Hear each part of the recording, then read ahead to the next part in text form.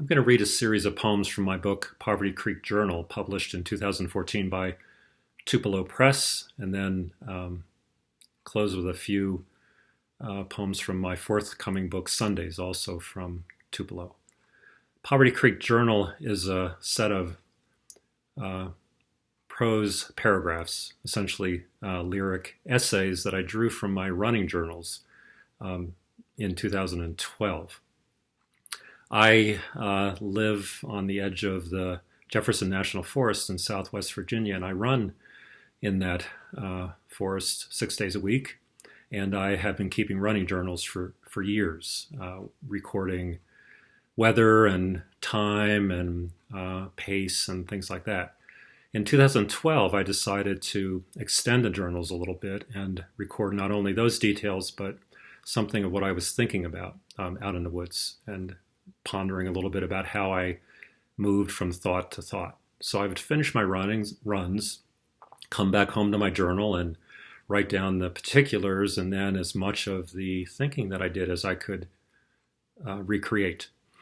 Sometime into 2012, I decided to go back through those journals again and pick essentially the best or the richest entry from each week and extend those into prose poems, which I did. So I would get all the material from the run and from my thinking and a little bit of the active reflection as I was writing.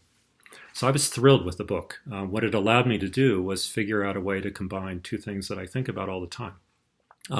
How the body moves through the world and makes sense of things, and then how poetry does the same thing.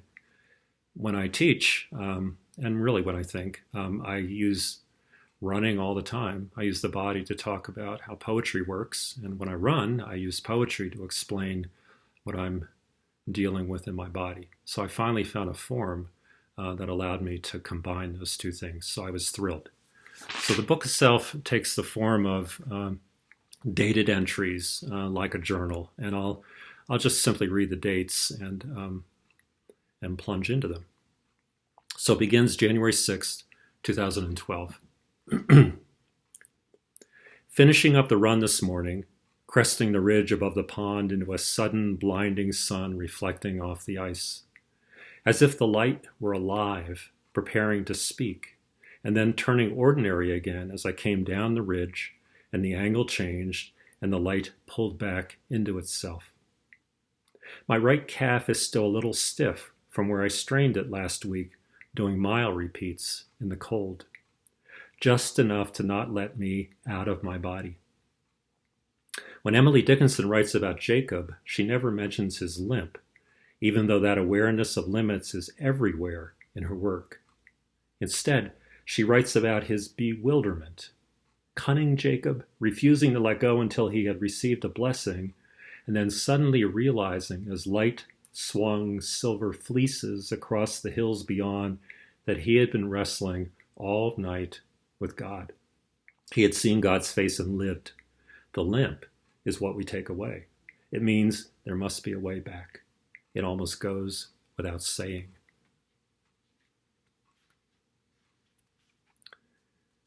February 13. Struggling again with my calf this morning. A dull ache about half a mile into the run as if my body were no longer my own, no longer transparent. Each step is a reminder of some uneasiness I can't quite locate. My mother tells a story of a plane crashing into the field behind their house the winter she was 4. One of her first memories. Her sister was a baby in arms. They were eating dinner and heard it sputter and come down, her father out the door to see what could be done. When he didn't come back, her mother bundled them up and went out. She saw the broken bodies. A commercial airliner with 13 aboard, all killed. Cars everywhere, people tramping through their yard, headlights peering in. For years, she was terrified of open fields, the sky, as Bishop puts it, having proven itself quite useless for protection. Whenever a crop duster or a small stunt plane would pass over, my mother would run for a tree or something to hide under, no longer at ease with the world. There was no fire, she said. That was much later. A week before her wedding, her father dumped a load of sawdust on a smoldering heap outside their house. He was sanding the floors, fixing the house for the day. The heap exploded. He was burned on his arms and face. When he walked his daughter down the aisle, he was unrecognizable. His skin burned black as the sky at night.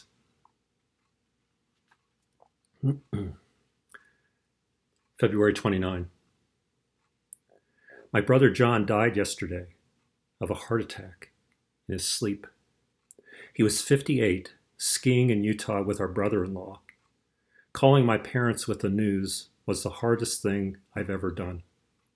He was 18 months younger than me, but up until we finished college, we were pretty much the same person, although back then, neither of us would have said so. Cold rain this morning, 45 degrees, crying hard by the time I hit the pond. Losing him so suddenly, my brother Dan said, was like having a hole torn through your body. He's right. Most races back in high school, John would sit just off my shoulder, although he was the better runner.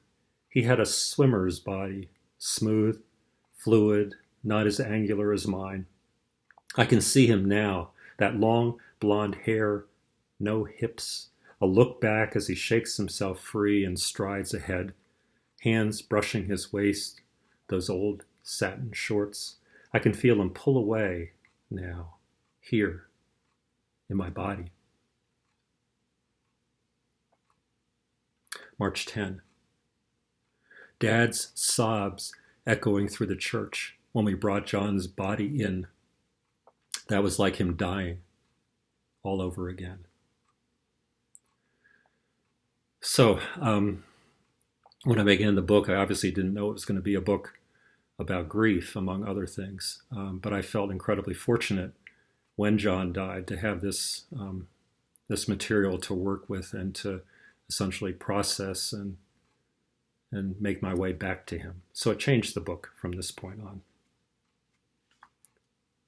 March 18. Home again, teaching. No one quite knows what to say. I don't either. Jamie, Ralph, and I meet at the library to run the bike path. It's early Saturday morning, still dark when we begin. I'm wondering who will bring it up. I start to tell the story of my student who pulled a ceramic bowl and a cloth bag out of his backpack when it was his turn to speak in the seminar last week. He opened the bag and shook a pile of ashes into the bowl. Love letters from 3 women who meant the world to him, he explained, setting the bowl in the center of the table. None of us understood. I can't get the story out anyway. Ralph and I brush elbows at first every few strides. When it gets light, I catch Jamie glancing at me on the uphill sections. It was like this in the empty church, waiting for the funeral to begin, I say. A few of us at a time would move toward the casket. Someone else would peel off and pace. A niece would lean over a pew and whisper. Another would slide in. No real words yet. Morning light as the time passes, the 3 of us running together. After class, my student walked to the window and poured the ashes into the wind. But it's not like that. Not entirely. We don't have to let him go.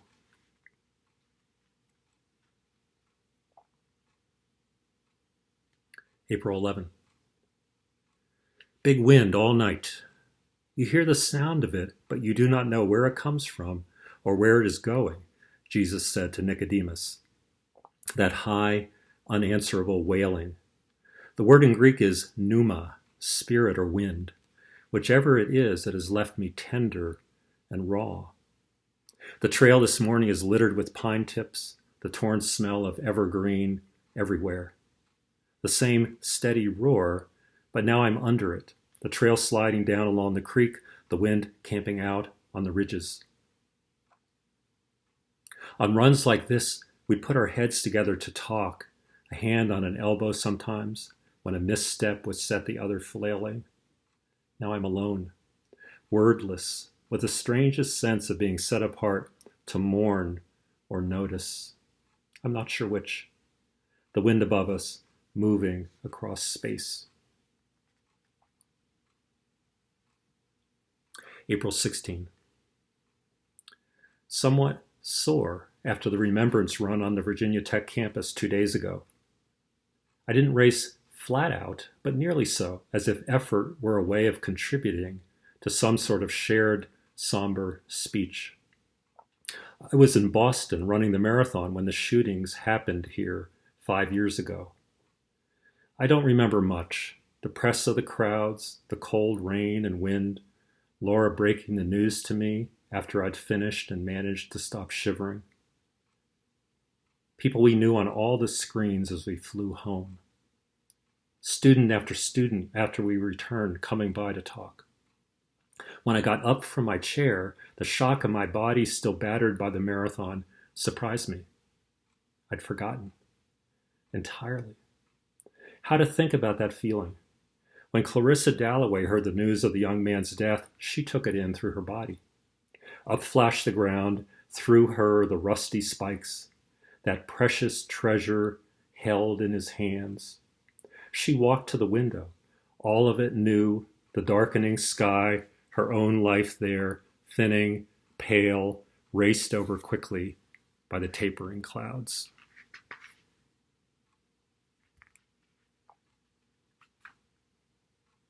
May 15. At the college track today, almost by accident. I had wanted to run hard, but the woods were too muddy, and the bike path was being paved. Bumped into a friend who was also casting about, and we decided to do the workout together. Funny word, workout. When runners use the word now, they mean track work, timed, maybe twice a week. The other runs just runs, which makes it hard to see them clearly or differentiate them in your mind. After warming up, we do 2.5 miles at tempo pace, a hair under 8 minutes per mile. Ralph inside, me at his shoulder. This is some of the best work I've done all year, breathing hard but never fully extended. Riding that line of effort that Dickinson called circumference, some line or edge or boundary beyond which everything gives away. What sort of effort brought her there? And what was that riding like? Her language tumbles every which way when she tries to use that word. When cogs stop, that's circumference, she writes. In other poems, she's upon circumference, among it, even within it in one brilliant imagining. Lap after lap, poem after poem. Finally, we stop and after a moment, step off the track and jog away. If you look back, you could still see it, red in the sun, but lifeless. And place was where the presence was, circumference between.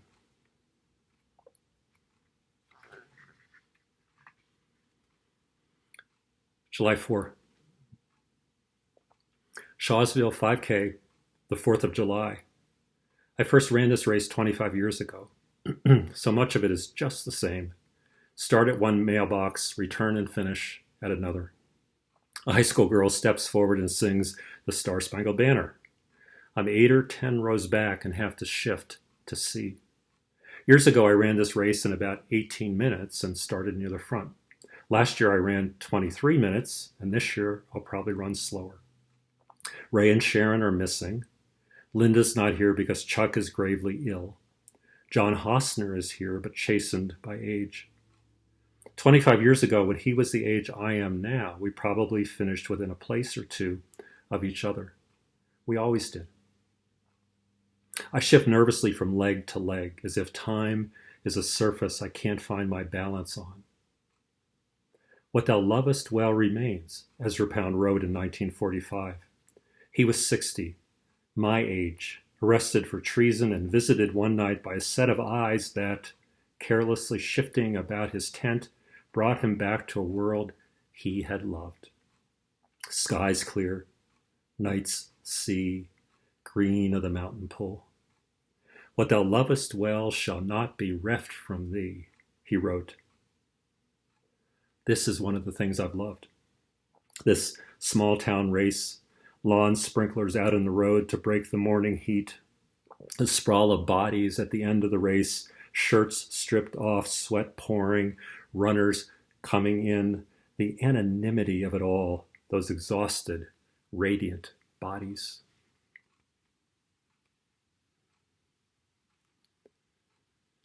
August 1. The voices of two women across the pond, invisible in the fog. I can't make out their words, but their rhythms stay with me. Miles later, deep in the woods, I hear them again, perhaps on another trail, and this time I catch a word or two, as if I'd been turning something over and now can make it out, but only for a moment. The fog rolls back and takes it all away. Susan Howe writes about the physical immediacy of the spiritual improvisations recorded in Dickinson's manuscripts, the inner rhythm visible in the tallies of wrist and hand. I've seen those manuscripts under glass. What I'd give to be able to run my fingers down their darts and stops, to make my own way. Jonathan Edwards would sometimes break open his day and ride to what one biographer called some lonely grove, where he'd get down and walk. When he mounted up again, his clothes would be covered with slips of paper where he had pinned his passing thoughts.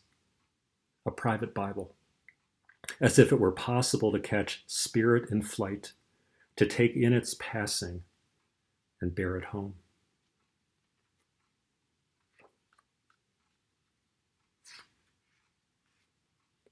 August 17. I caught myself lying in a dream last night. There was a field and we were moving across it. Maybe we were on a train. I heard myself mention a high school mile time and immediately knew it was a lie. I must have needed the number to make a point about all we had lost, that beauty slipping by. I tried to wave it off, but I was outside the dream and there was no way to undo it. The field flashing by, woods and fields again, everything completely out of reach. A long bend towards the mountains, something shifting across the windows like curtains. My father-in-law tells a story about a 3-day train ride out of Chicago. He was 18, newly drafted, and headed for boot camp in Idaho, World War II. He'd fallen asleep, and when he awoke, the train had come to a stop in the middle of a field or prairie. Out the window, he saw hundreds of pheasants, glimmering in the morning lights so near he could almost touch them. If this was my story, it would have drifted over the years. The men would have climbed down from the train, stunned, feet wet in the dew, the birds rising all around them. A glimpse of paradise before the war enfolded them. But he was content to leave it there, untouched, finding his way back year after year with just a single word: iridescent. The sun off their feathers bent and lustrous, everything about them whispering, glory.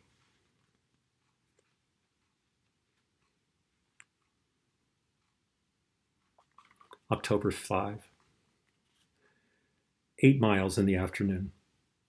Leaves down underfoot, shimmering in the air like flashes of thought. 2 of them, yellow, dangle over the trail, turning at the end of threads. Humidity low, air clear as glass. One of the reasons you slog through the summer is to be in shape when a day like this appears, a day when you can step away from your body and take the body in, this gliding presence no longer yours, though once you think it might have been. John Ames in Marilyn Robinson's Gilead talks about the Sabbath this way: a fragment of time set apart so its holiness can be perceived. Stepping back from time and taking it in, time which, unattended, snags and knots and runs through your hands. Do you remember time? Set this far apart, can you make it out, panel after panel, spinning in the light?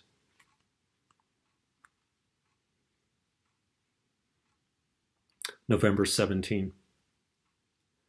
The Roanoke Half Marathon. I've been pointing towards this race all fall, but ended up running in a fair amount of pain and slower than I'd hoped. 1:49, about 8:20 per mile. At some point in almost every race, you get lost. You open your eyes and realize you're in trouble.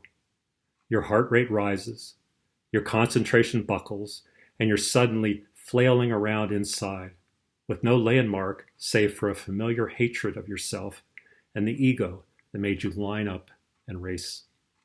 You slow down and turn on yourself. It happened twice this morning. Stanley Cavell would call this bewilderment skepticism, a refusal to participate in such a world at such a pace, turning away. Today it was a 2-mile hill and the stretch enclosing through Wasina Park. But there's something else to look at, Cavell says. The body does have limits, and your fingers will eventually fumble everything you love. But go on and think of what you could build there, sentence by shunning sentence, your words most alive when they're most disappointed in themselves. Why else would you race? Why go back there, year after year?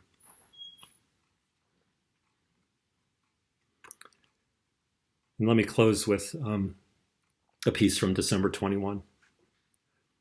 Dusting of snow, rhododendron leaves full again, snow settling on each leaf. At about 2.5 miles, the woods open up and you can see animal trails crossing the slopes visible in the snow. They look like contour lines. The trail bends sharply and plunges back down to the creek through the now invisible lines, snow on the tops of my legs. Bishop describes staring too long at illustrations in a family Bible, her tired eyes dropping and the engraved lines moving apart, something between the lines calling her down, tears spilling, the blurry page igniting in wandering prismatic white and blue. The wind picks up and I'm blinking back tears. There's a story you like to tell about a run so cold the sweat froze in the corners of your eyes. And I'd counter with a story about my friend driving home with his head out the window so he could show his wife the 2-inch icicle hanging from his ear. Mostly true, though I wouldn't stare too long at either story. A tree cracks and falls in 2 stages, then quiet. It helps to imagine you reading these lines. Don't worry about the details. The good stuff, though, it's all for you.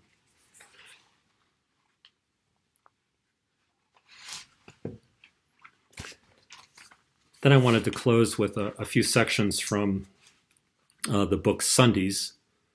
So meditations that I wrote on 52 consecutive Sundays.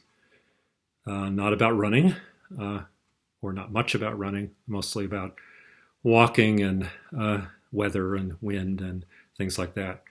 One of the things that surprised me as the year went on is how much I was writing about the idea I called undoing. The body's undoing, the mind's undoing, emotions coming undone.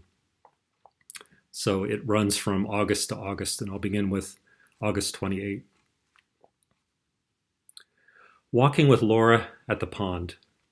A few feathers and heaped up leaves, all that remain of the nest we'd seen a Canada goose building last Easter. It's down an embankment, just off the water, but you'd have to know where to look. We had watched her scooping leaves and twigs around her, and plucking feathers from her breast to line the nest, the male patrolling a few feet offshore. 3 weeks after that, I'd watched my mother in the ICU in Burlington making essentially the same gesture, touching her blanket, pulling a loose corner toward her, bending and molding a green plastic bag and a straw wrapper into a rough nest, my father's eyes on the flashing numbers over her head. Her speech was like that too. The morphine, I think. Eyes closed, a young girl sharing secrets, gathering up bits of the invisible and patting them into place. The mind moves this way, Wallace Stevens says, alone on a stage, speaking insatiably to its inner ear, whispering to itself, peace or home, plucking at its own breast and weaving what it finds there into something that might hold for a season or two. And what about us, Stephen's invisible audience? We lean forward in our seats, caught up in the work, listening. Rain falls over our heads, the dark night, the gliding figure in the water beside us.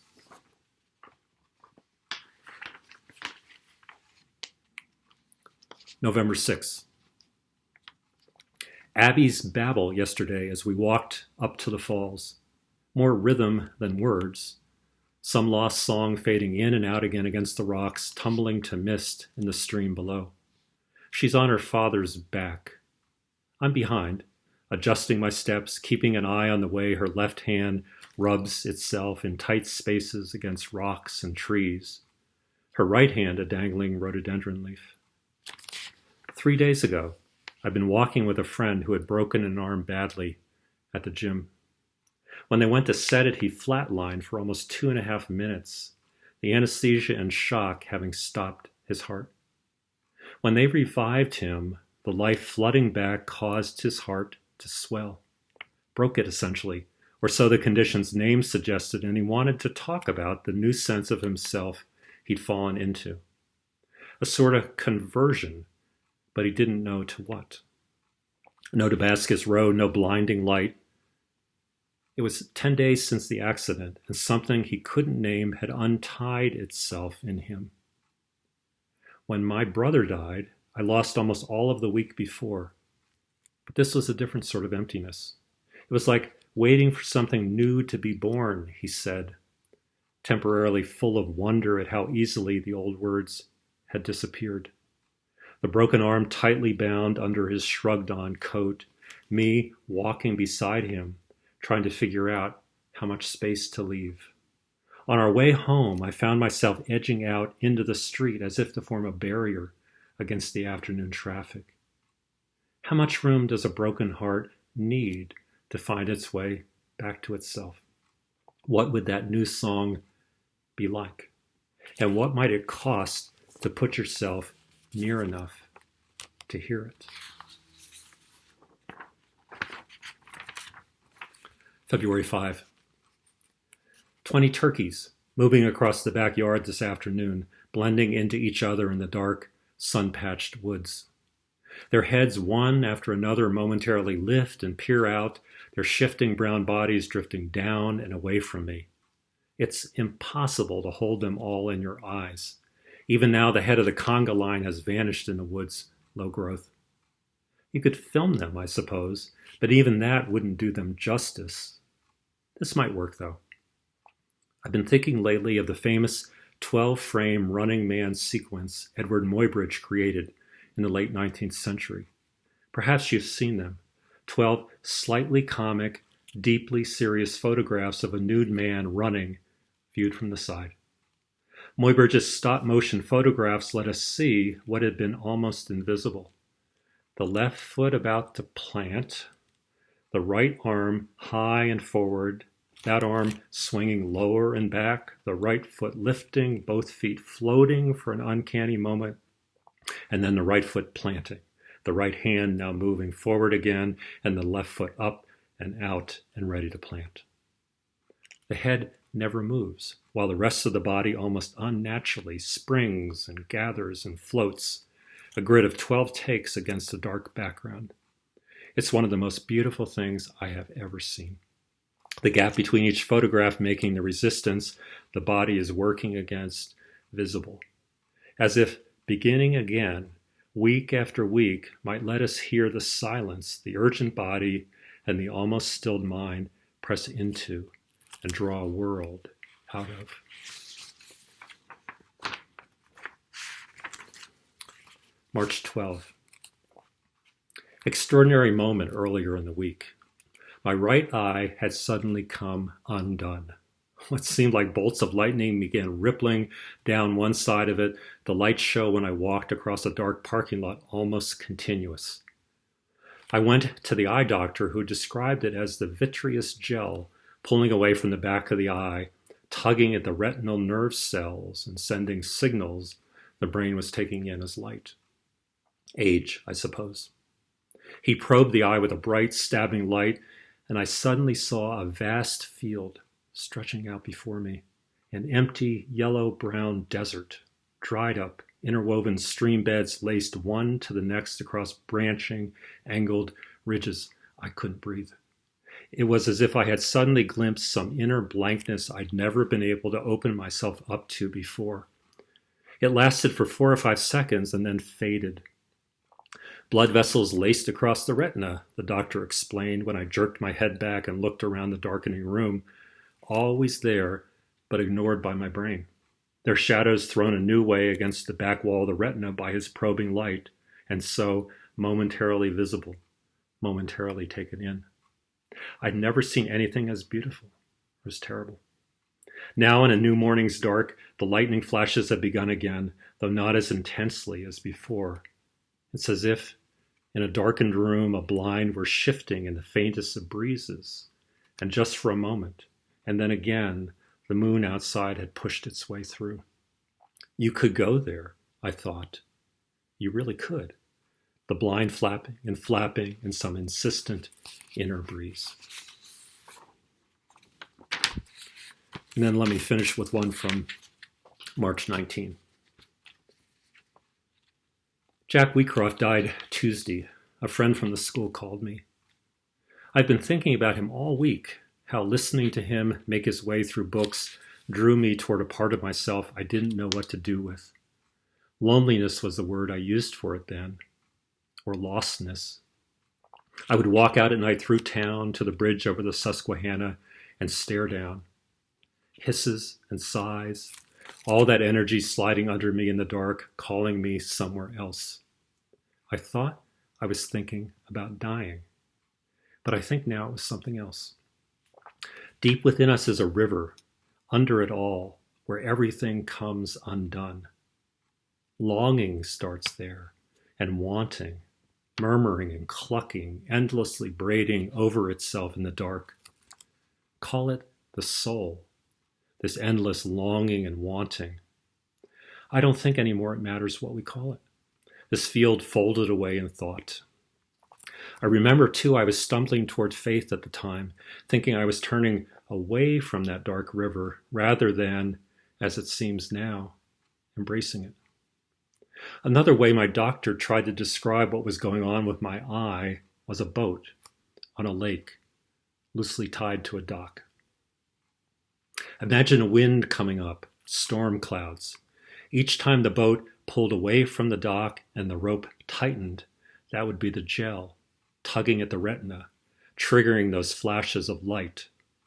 The smallest thing tugs in the dark, the piling up of clouds, calling me out there, shifting the blinds, that river of wanting making its way below me in the dark. Thank you.